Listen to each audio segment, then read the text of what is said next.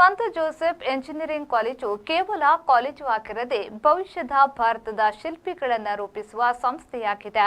ಶಿಕ್ಷಣ ಸಂಸ್ಥೆಯ ಸೇವೆಯೇ ನಿಜವಾದ ದೇಶ ಪ್ರೇಮ ಎಂದು ವಿಧಾನಸಭಾ ಅಧ್ಯಕ್ಷರಾದ ಯುಟಿ ಖಾದರ್ ಅವರು ಹೇಳಿದರು.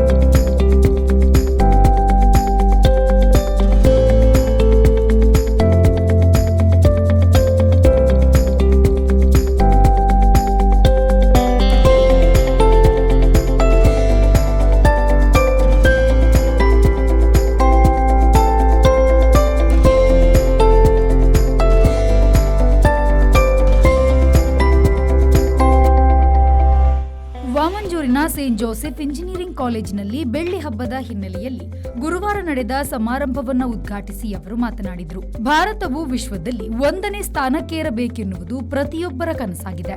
ಮಂತ್ರಿಗಳು, ಸಂಸದರು, ಶಾಸಕರು, ಅಧಿಕಾರಿಗಳು ಹಾಗೂ ಉದ್ಯಮಿಗಳು ಬಲಿಷ್ಠವಾದರೆ ದೇಶ ಬಲಿಷ್ಠವಾಗದು. ಬದಲಾಗಿ ವಿದ್ಯಾರ್ಥಿಗಳು ಬಲಿಷ್ಠರಾದಲ್ಲಿ ಮಾತ್ರವೇ ದೇಶ ಬಲಿಷ್ಠವಾಗಲಿದೆ.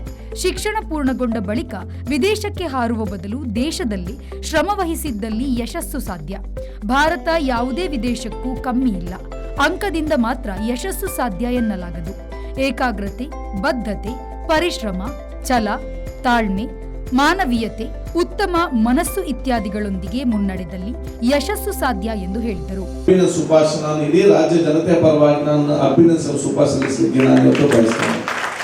ಯಾಕಂದ್ರೆ ಹೇಳಿದ್ರೆ ಸೇಂಟ್ ಜೋಸೆಫ್ ಇಂಜಿನಿಯರಿಂಗ್ ಕಾಲೇಜ್ ಅದು ಬರೇ ಒಂದು ಇಂಜಿನಿಯರಿಂಗ್ ಕಾಲೇಜ್ ಮಾತ್ರ ಅಲ್ಲ. ಈ ಒಂದು ಕಾಲೇಜ್, ಈ ಒಂದು ಕ್ಯಾಂಪಸ್ ನಲ್ಲಿ ಭವಿಷ್ಯದ ಭಾರತದ ಶಿಲ್ಪಿಗಳನ್ನು ತಯಾರು ಮಾಡುವಂತ ಅತ್ಯಂತ ದೊಡ್ಡ ಸಂಸ್ಥೆ ಆಗಿದೆ ಅಂತ ಹೇಳಲಿಕ್ಕೆ ನಾನು ಇವತ್ತು ಬಯಸ್ತೇನೆ. ನಾನು ಯಾವಾಗಲೂ ಮಾತು ಹೇಳ್ತಾ ಇರ್ತೇನೆ ಎಲ್ಲ ಕಾರ್ಯಕ್ರಮದಲ್ಲಿ ಕೂಡ, ನಿಜವಾದ ದೇಶ ಪ್ರೇಮ ಯಾವುದಂತ ಹೇಳಿದ್ರೆ ಅದು ಇದು ನಿಜವಾದ ದೇಶ ಪ್ರೇಮ ಅಂತ ಹೇಳಲಿಕ್ಕೆ ನಾನು ಇವತ್ತು ಬಯಸುವಂಥದ್ದು. ಇಂಥ ಶಿಕ್ಷಣ ಸಂಸ್ಥೆ ಪ್ರಾರಂಭ ಮಾಡಿ ಭವಿಷ್ಯದ ಭಾರತದ ಸ್ಪತ್ಪಜೆ ಬೆಳೆಸ್ತಿರಲ್ಲ, ನಿಜವಾದ ದೇಶ ಪ್ರೇಮ ಯಾವುದಂತ ಹೇಳಿದ್ರೆ ಇಂಥ ಶಿಕ್ಷಣ ಸಂಸ್ಥೆ ಪ್ರಾರಂಭ ಮಾಡುವುದೇ ಅದು ನಿಜವಾದ ದೇಶ ಪ್ರೇಮ.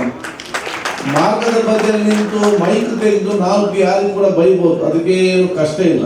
ಅದು ಇಂಥ ಶಿಕ್ಷಣ ಸಂಸ್ಥೆಯನ್ನು ಪ್ರಾರಂಭ ಮಾಡಿ ಭವಿಷ್ಯದ ಭಾರತದ ಪ್ರಜೆಗಳಿಗೆ ಅತ್ಯುತ್ತಮವಾದ ಶಿಕ್ಷಣ ಮತ್ತು ವ್ಯಕ್ತಿತ್ವ ರೂಪಿಸಿಕೊಂಡು ಕೊಡುಗೆ ಅದು ಅಪಾರವಾದದ್ದು.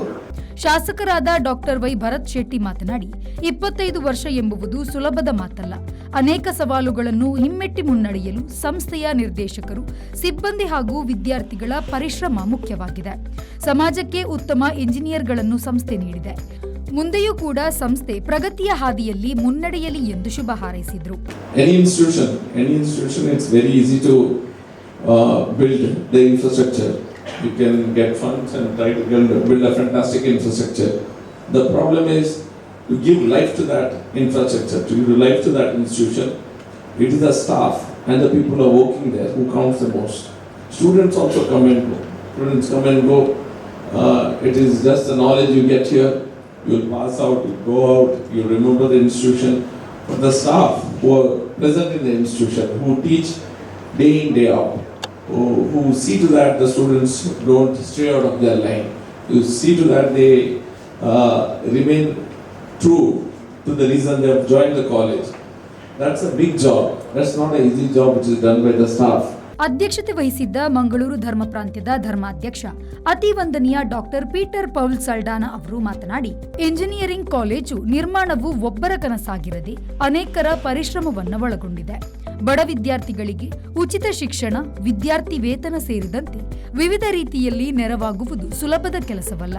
ಕಠಿಣ ಹಾದಿಯಲ್ಲಿ ಮುನ್ನಡೆಯಲು ದೇವರ ಆಶೀರ್ವಾದವೂ ಕೂಡ ಪ್ರಮುಖವಾಗಿದೆ.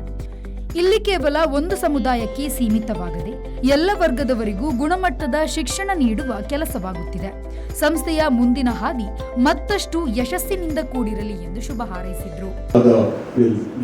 Of course, it's not an easy task to give free education as we know, but then over the years a lot of scholarships are established, and now today also we have Teachers Cooperative Welfare Fund inaugurated, And this will help in some way or the other, both the teachers and the students to take part in one way or the other towards their own welfare and the growth.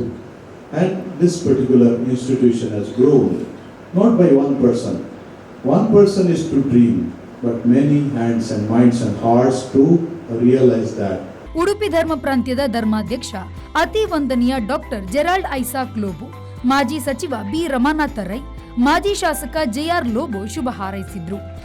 ಪ್ರಾಂಶುಪಾಲರಾದ doctor ರಿಯೋ ಡಿಸೋಜಾ, ಕಾರ್ಯಕ್ರಮದ ಸಂಚಾಲಕರಾದ Vinuthan K, ಸಂಯೋಜಕರಾದ doctor ಬಿನು KG, ಸಹಾಯಕ ನಿರ್ದೇಶಕ ವಂದನೀಯ Kenneth R Crasta ಮತ್ತಿತರರು ಉಪಸ್ಥಿತರಿದ್ದರು. ನಿರ್ದೇಶಕ ವಂದನೀಯ Wilfred D'Souza ಸ್ವಾಗತಿಸಿದರು. ಸಬೀನಾ ರಚನಾ ಕ್ರಾಸ್ತಾ ಅವರು ವಂದಿಸಿದರು. ಸ್ಮಿತಾ ಮರಿಯ ಡಿಸೋಜಾ ಹಾಗೂ ಡಾಕ್ಟರ್ ಅಶ್ವಿನ್ ಶೆಟ್ಟಿ ನಿರೂಪಿಸಿದರು. ನಾಗೇಶ್ ಕಾವೂರು, ವಿ4 ನ್ಯೂಸ್, ಮಂಗಳೂರು.